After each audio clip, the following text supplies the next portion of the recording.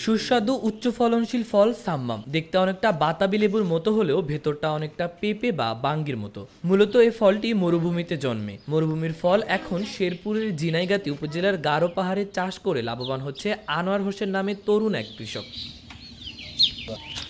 সুতা দিয়ে বানানো মাচায় ফুলে ফলে ভরপুর সাম্মাম, বিভিন্ন আকারের কাঁচা আধা পাকা কয়েকশো ফল ঝুলছে। সবুজ থেকে হলুদ বর্ণ ধারণ করেছে বেশ কিছু ফল। গাছের গোড়ার অংশের মাটি মালচিং পেপার দিয়ে ঢাকা। প্রথম ফলনে 400 ফল তোলা হয়েছে বিক্রির জন্য।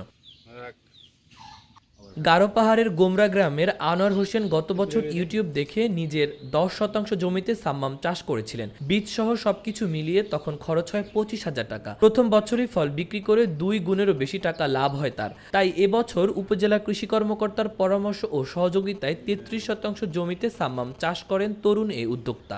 ইতোমধ্যেই খেতে এসেছে কাঙ্ক্ষিত ফল, ফল বিক্রিও শুরু করেছেন। তার আশা এবার লক্ষাধিক টাকার উপরে লাভ করবেন। মধ্যপ্রাচ্যের আরবীয় ফল, এটা খুব সফট একটা ফল। এটা আসলে প্রথমবার আমি করেছিলাম ইউটিউব দেখে। এখানে দেখতে পাচ্ছেন আজকে আমি প্রথম হারভেস্ট করছি এই ফলগুলা। আজকে 400 কেজির মতো প্রায় হারভেস্ট করা হয়েছে।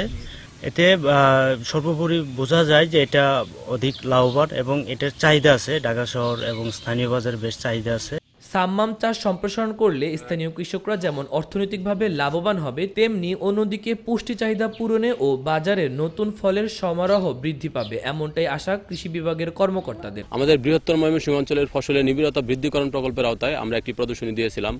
গত বছর এই একই কৃষক এই ফসলটি চাষ করেছিলেন। অন্যান্য যদি কোনো কৃষি উদ্যোক্তা রকমেলন চাষে আগ্রহী হয়, তাহলে প্রয়োজনীয় প্রশিক্ষণ এবং পরামর্শ প্রদান করা হবে। কৃষি বিশেষজ্ঞরা জানান, গারো পাহাড়ের মাটির একটি বিশেষ গুণ রয়েছে, তাহলে পানি আটকে থাকে না। তাই এখানে সাম্মাম বা রকমেলন জাতীয় ফলগুলো চাষ ভালো হবে। মাহবুবুর রহমান ইমন, খবর সংযোগ।